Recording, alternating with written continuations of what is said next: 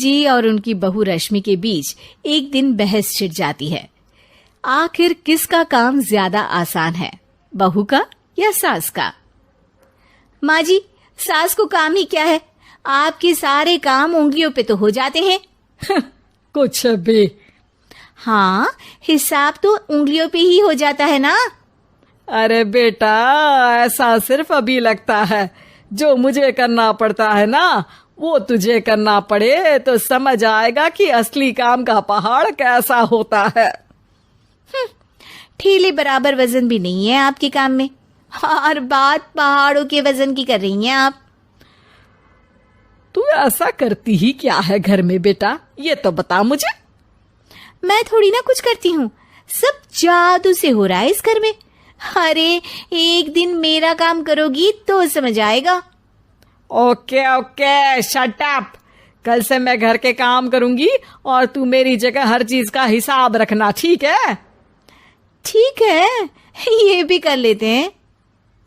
ये सास बहू की डील के बारे में रश्मि के पति अमन को नहीं पता था और ना ही अमन के पिताजी सुरेश जी को। पर गेहूं के साथ साथ जैसे घुन भी पिस जाता है, ये दोनों भी पिसने वाले थे। सुबह अमन उठकर रेडी होता है ऑफिस जाने के लिए, तो पता है उसके कपड़े नहीं निकले हुए हैं। अरे रश्मि, तुमने मेरे कपड़े नहीं निकाले? अपनी माँ से पूछो ना, उन्हीं का काम है ये। अमन अपनी माँ के पास जाता है। अब मेरे कपड़े आज आप देने वाले हो क्या माँ? हाँ, देना तो मुझे ही चाहिए, पर तेरी बहू ने कपड़े धोने ही नहीं डाले, तो कोई भी धुला हुआ कपड़ा नहीं है बेटा। हैं? ऐसा क्यों? कपड़े तो धोने आप ही देते हो ना माँ? अरे बहू ने तुझे बताया नहीं, अब हम अदल बदल गए हैं। मैं अब बहू और तेरी बीवी सास। अमन परेशान हो गया। वो बिना इस्त्री के कपड़े पहनकर ऑफिस चला गया। सरस्वती जी अपने घुटने के दर्द के कारण झुककर घर साफ नहीं कर पा रही थी और ना ही खाना बनाना याद रख पाई। उधर रश्मि पहले ही दिन घर की चाबी घुमा चुकी थी और 300 रुपए का हिसाब अलग नहीं मिल रहा था। पर दोनों का ही घमंड कैलाश पर्वत से भी बड़ा था और दोनों ही खेमे एक दूसरे की बात मानने को बिल्कुल तैयार नहीं थे। शाम को जब सुरेश जी और अमन खाना खाने बैठते हैं तो सरस्वती जी उनके सामने गाजर और पपीते लाकर रख देती हैं। अरे माँ, ये क्या है? ख्याली पुलाव के साथ सलाद।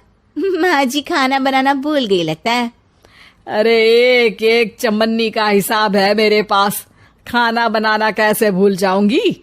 ये तो मैंने पढ़ा था कि फल फ्रूट खाने से सेहत अच्छी रहती है, इसीलिए ये ले, एक फल खा ले। रात को सुरेश जी और अमन अपनी मीटिंग बिठाते हैं अकेले में। बाबूजी, इनकी लड़ाई के कारण ना हमें ठीक से खाना मिल रहा है, उल्टा घर के सारे काम रुक गए हैं। हाँ बेटा, 2 भैंसों की लड़ाई में बेचारे खेत के पौधों का भी नुकसान हो रहा है। पर पापा, क्या बताऊं आपको, मैंने माँ को इस महीने की 2 तारीख को बिजली के बिल के पैसे दिए थे। आज बिल भरने के लिए मांगने गया तो पता चला कि रश्मि उन पैसों से गैस सिलेंडर ले आई। अच्छा, तो सिलेंडर के पैसों का क्या हुआ? अब सिलेंडर के तो कोई पैसे नहीं थे बाबूजी, हमारे घर पर गैस की पाइपलाइन लगी है ना। बेटा, इन दोनों का कुछ करना पड़ेगा, नहीं तो अपने घमंड के चक्कर में पूरा घर बर्बाद कर डालेंगी ये दोनों। अमन और सुरेश जी काफी सोच विचार के बाद एक निष्कर्ष पर पहुंचते हैं। रात ही को दोनों अपनी पत्नियों की अलमारी से नई साड़ी निकालते हैं और सुबह जब रश्मि और सरस्वती जी उठते हैं तो देखते हैं कि दोनों पति साड़ी पहनकर चढ़ाव पर सब्जियां काट रहे हैं। अरे ये सब क्या हो रहा है? क्या हो रहा है मतलब? आप दोनों अदल बदल हो सकते हो तो हम क्यों नहीं? अरे क्या मतलब? नहीं नहीं, मेरी भी बचपन से किसी की बहू बनने की इच्छा थी, तो आज से सरस्वती तुम बड़ी बहू, मैं मिडल बहू और अमन छोटी बहू। अरे लेकिन सब घर पर बैठ जाएंगे तो कमाएगा कौन? ये घर कैसे चलेगा? अब वो तो भैया या बाकी लोग जाने, अब हमने भी अदल बदल कर ही लिया है तो कुछ नहीं हो सकता।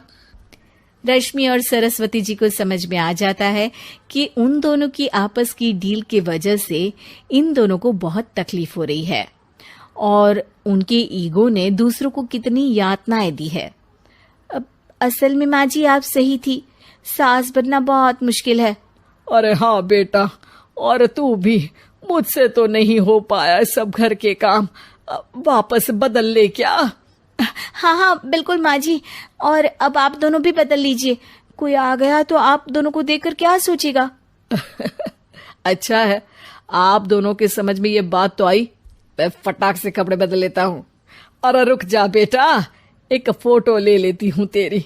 मेरी बेटी होती तो तेरे जैसी ही दिखती साड़ी में। और मेरा फोटो नहीं लोगी?